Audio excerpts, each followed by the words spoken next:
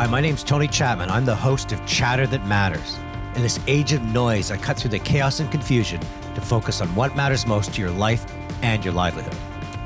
And on this episode, I chat with...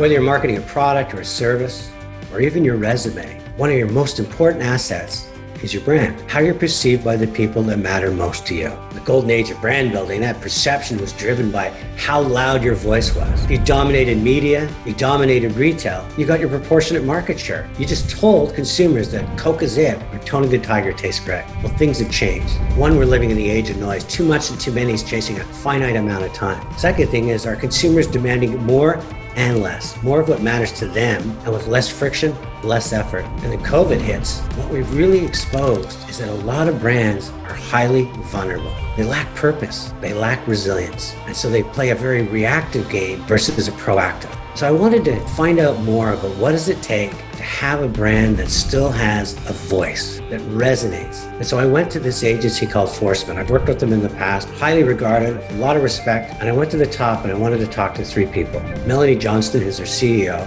Andrew Carty, who's their head of strategy, and Matt Hassell, chief creative officer. And I wanted to ask them, what does it take to be the kind of resilient brand that can not only navigate a pandemic, but continue to grow regardless of the state of competition or the level of noise in the marketplace? Melanie, Andrew, and Matt, welcome to Chatter That Matters. Melanie, when I was looking for an agency to really talk about building brands and what's the new lifeblood, the new oxygen, and I went to you, and the first thing that you said and really struck a nerve with me was the sense that today more than ever, brands need resilience. What exactly did you mean? Our perspective is that resilient brands are far more successful than brands that are more focused on just reacting to things. We define a resilient brand as one that has a really clear sense of who they are and their purpose and the role that they play in consumers' lives. And because resilient brands, they know who they are and they know what they stand for and they know their voice. They know how to react when unforeseen things happen. They're better equipped and they have a better ability to respond and to capitalize on any opportunities that come up. I understand a lot of what you're saying you backed up in terms of being part of a major global study that was done by the agency Forsman on resilience. Can you share a little bit about what you learned? We partnered with a research company and we did a survey among VP and CMO level marketers in both the US and Canada. The really surprising thing for us was that 49%, so almost half, of all senior marketers were really unhappy with the way that their brands responded to the pandemic. It was a real eye-opener for us, I think, to see the number that high. You had a set of people who just felt paralyzed by fear and indecision. And so it took them a lot longer to figure out what to do and how to react. And then you had another set of people who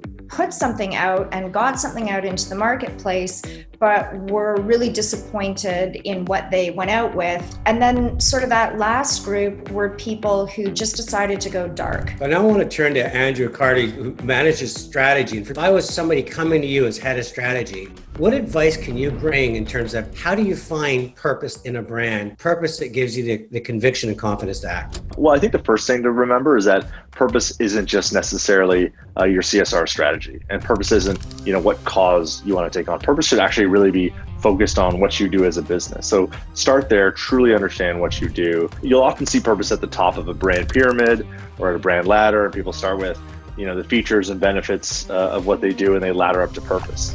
We actually think purpose should be more foundational to a brand. It should be at the base of it, so that if something like, COVID hits, you know what your purpose is. That's a foundation for everything you do. So that if you need to pivot some of your features and your benefits because people can't go to a store, if you need to pivot your channel plan, it all roots back to your purpose. For a brand like Volvo, it's really rooted in safety. That's what they do. They protect people.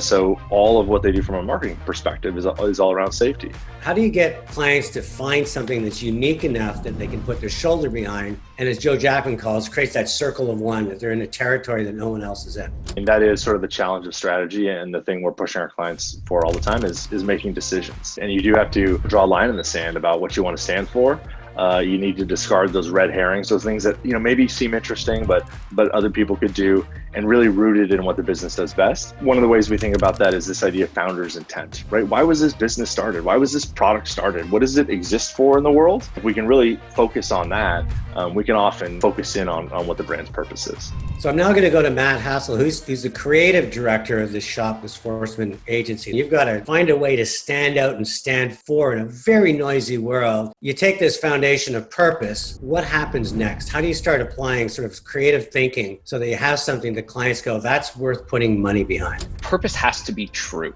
That's the key thing. It has to be real and it has to be true. And I think that's a big difference between brands built off a purpose and brands that have applied a purpose to themselves to be more marketable. And once it becomes true, once we know it's true and it's actually who they are and what their character is about, then it becomes much easier to start to build off of that. I think in the case of Volvo, they truly believe in safety and they have proven it time and time again. They had a ream of data about safety with seatbelts. They didn't just keep it for themselves and enhance their seatbelt. They gave it to the entire industry.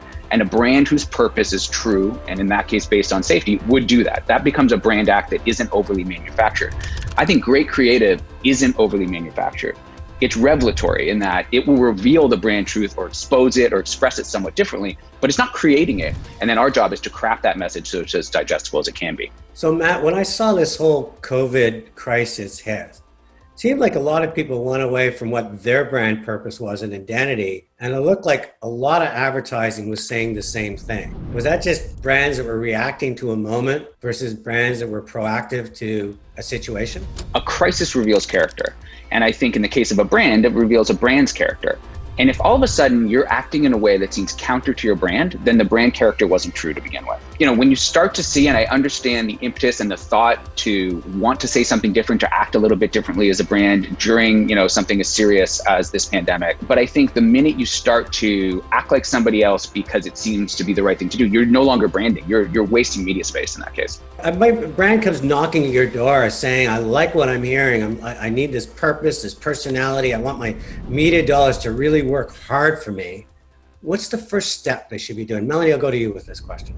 We believe so strongly in the power of resilient brands that we've actually created a resiliency scorecard. It gives you the ability to self-assess across 8 different dimensions to try and help you figure out how strong is your brand today, how resilient is it, and how ready are you to react as a marketer to whatever the next thing that comes along might be. So Andrew, I do this brand scorecard. I'm not really happy with the results. Do I sit down with someone like you and sort of just go through it? I mean, what's the next step? Yeah, the resilience scorecard is a lot like a gym assessment. So you go in, you figure out, where you're weak, where you need work. And we've actually built a workshop around this to figure out what to do next and then get to work on purpose. So we're going to flip that brand triangle that most marketers have and figure out how to get purpose more integrated into all their marketing so that, the next crisis that hits, whether it's a pandemic, whether it's an economic crisis, they're going to be set up for success. Matt, when it comes to your department in building creative, is your job easier when someone now is excited and energized because at the base of their brand is this purpose?